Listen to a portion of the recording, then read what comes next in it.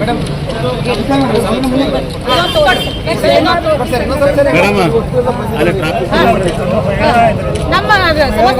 ಸಮಾಜಮುಖಿಯಿಂದ ಬಂದಿದ್ದೀವಿ ಸರ್. ನಾವು ಮನವಿ ಮಾಡ್ತಾ ಇದ್ದೀವಿ, ನಮ್ಗೆ ಆದಷ್ಟು ಬೇಗ ನಾವು ಕಾರ್ಯಮುಖವಾಗಲಿ ಅಂತ ನಾವು ತಮ್ಮಲ್ಲಿ ಬೇಡ್ಕೊತೀವಿ ಸರ್.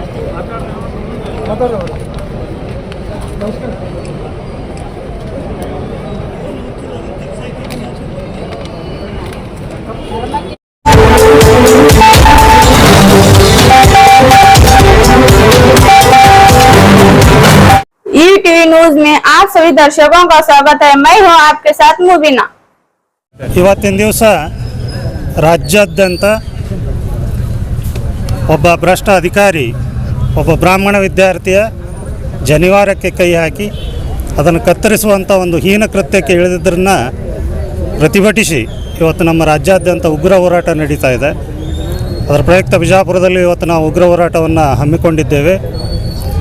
ರಾಜ್ಯ ಸರ್ಕಾರ ಒಂದು ಈ ಗಣತಿಯಲ್ಲಿ ಪ್ರಥಮವಾಗಿ ಈ ಬ್ರಾಹ್ಮಣರಿಗೆ ಅನ್ಯಾಯ ಮಾಡಿದೆ.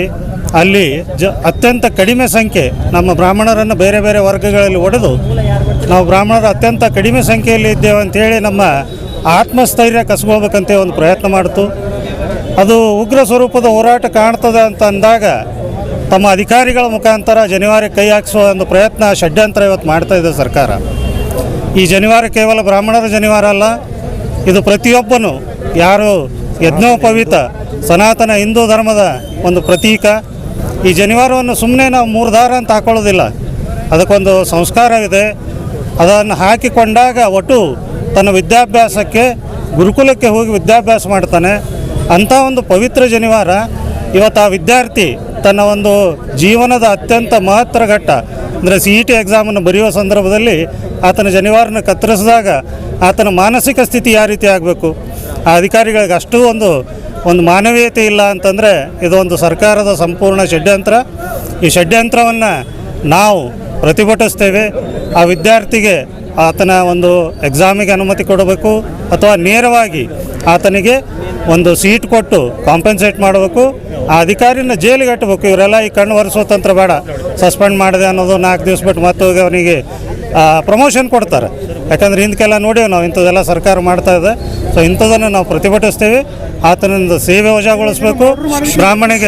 ಬ್ರಾಹ್ಮಣ ಸಮುದಾಯಕ್ಕೆ ನೀವು ಆತನನ್ನು ಜೈಲಿಗೆ ಕಟ್ಟಿದಾಗ ಮಾತ್ರ ಸಮಾಧಾನ. ಇಲ್ಲದೆ ಹೋದಲ್ಲಿ ಇದು ಇನ್ನಷ್ಟು ಉಗ್ರ ರೂಪ ತಾಳ್ತದೆ.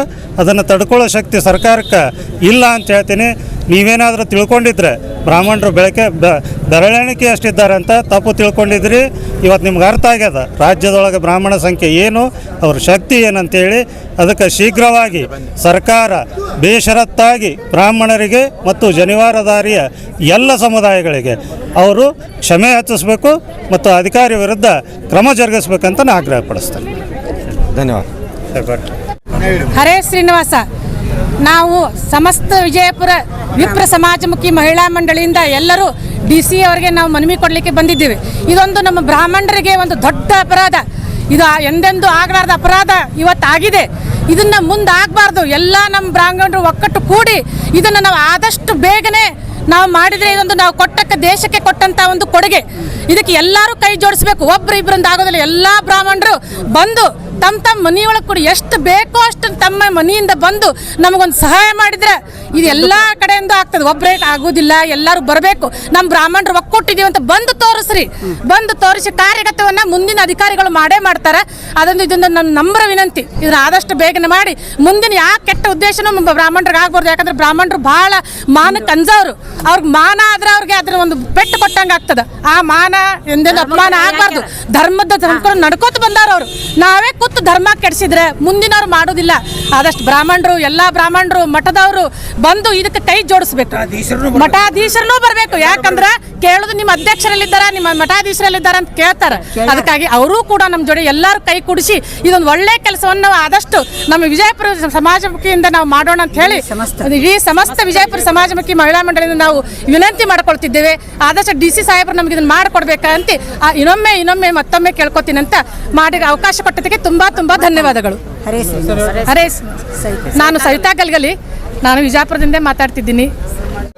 ಮೊನ್ನೆ ಕರ್ನಾಟಕದಲ್ಲಿ PUC ಪರೀಕ್ಷೆ ನಂತರ ಏನು CET ಎಕ್ಸಾಮ್ ನಡೆದಂಥ ಸಂದರ್ಭದಲ್ಲಿ 16-17ನೇ ತಾರೀಕಿಗೆ ಪರೀಕ್ಷೆಗೆ ಹೋದಂಥ ಬ್ರಾಹ್ಮಣ ವಿದ್ಯಾರ್ಥಿಗಳ ಕಡೆಯಿಂದ ಜನಿವಾರ ತೆಗೆಸಿದಂಥದ್ದು ಅತ್ಯಂತ ಖಂಡನೀಯ. ಅದನ್ನು ಇಡೀ ಬ್ರಾಹ್ಮಣ ಸಮಾಜ ನಾವು ಖಂಡಿಸ್ತೇವೆ. ಆ ಪರೀಕ್ಷಾ ಪ್ರಾಧಿಕಾರ ಸೂಚನೆಯಲ್ಲಿ ಇತ್ತ ಇಲ್ಲ ಅನ್ನೋದನ್ನು ನೋಡಬೇಕು. ಅವ್ರ ಹತ್ರ ಅದು ಸೂಚನೆಯಲ್ಲಿ ಇದ್ದಿದ್ದಿಲ್ಲ. ಹಾಗಾದ್ರೆ ಯಾವ ಅಧಿಕಾರಿ ಈ ಜನಿವಾರ ತೆಗಿಲಿಕ್ಕೆ ಅನುಮತಿಯನ್ನು ಕೊಟ್ಟರು ಅನ್ನುವಂಥದ್ದು ಇದು ಬ್ರಾಹ್ಮಣ ಸಮಾಜದ ಒಂದು ನಮ್ಮ ಅಭಿಮಾನದ ಪವಿತ್ರದ ಸಂಕೇತ. ಅದು ಒಂದು ಜನಿವಾರದಿಂದ ಹೇಗೆ ಕಾಪಿ ಮಾಡಲಿಕ್ಕೆ ಸಾಧ್ಯ ಅನ್ನುವಂಥದ್ದು. ಯಾಕೆ ಇವೆಲ್ಲ ಬ್ರಾಹ್ಮಣ ಸಮಾಜದ ವಿರುದ್ಧ ನಡೀತಾವಂದರೆ, ಬ್ರಾಹ್ಮಣ ಸಮಾಜ ನಾವೆಂದೂ ದೇಶ ವಿರೋಧಿ ಕೆಲಸ ಅಥವಾ ಪ್ರಕೃತಿ ವಿರೋಧಿ ಕೆಲಸ, ಕೆಟ್ಟ ಕೆಲಸ ಮಾಡೋದಿಲ್ಲ. ಈ ಬಸ್ಸಿಗೆ ಬೆಂಕಿ ಹಚ್ಚೋದಾಗಲಿ ಇಂಥವೆಲ್ಲ ಉಳಿದ ಸಮಾಜ ಆದರೂ ಮಾಡಿಬಿಡ್ತೈತಿ ಇಟ್ಟೊತ್ತಿಗೆ. ನಮಗೆ ಗೊತ್ತು ಅದನ್ನೆಲ್ಲ ನಮ್ಮ ನ್ಯಾಷನಲ್ ಪ್ರಾಪರ್ಟಿ ಅನ್ನೋದು ಅಂಥದ್ದು ಮಾಡಬಾರ್ದು ಅನ್ನೋ ತಿಳ್ಕೊಳ್ಳೋಕ್ಕಾಗಿ ನಾವು ಏನು ಮಾಡಿದ್ದೀವಿ, ಸಮಾಧಾನದಿಂದ ಮನವಿ ಮಾಡ್ತೇವೆ. ಈ ರೀತಿ ಬ್ರಾಹ್ಮಣರದ ಆಚರಣೆ ವಿರುದ್ಧ, ನಂಬಿಕೆ ವಿರುದ್ಧ ಸರ್ಕಾರ ಈ ರೀತಿ ವಿರೋಧ ಕೆಲಸ ಮಾಡೋದನ್ನು ಬಿಡಬೇಕು. ನಾವು ಇದನ್ನು ಅತ್ಯಂತವಾಗಿ ಖಂಡಿಸ್ತೇವೆ. ಯಾರು ತಪ್ಪು ಮಾಡ್ಯಾರ ಅವರನ್ನು ತನಿಖೆ ಮಾಡಿ ಏನು ಸೂಕ್ತ ಕ್ರಮ ತೆಗೆದುಕೊಳ್ಳಿಕ್ಕೆ ಸಾಧ್ಯ ಅದ ಅದನ್ನು ತೆಗೆದುಕೊಳ್ಬೇಕು.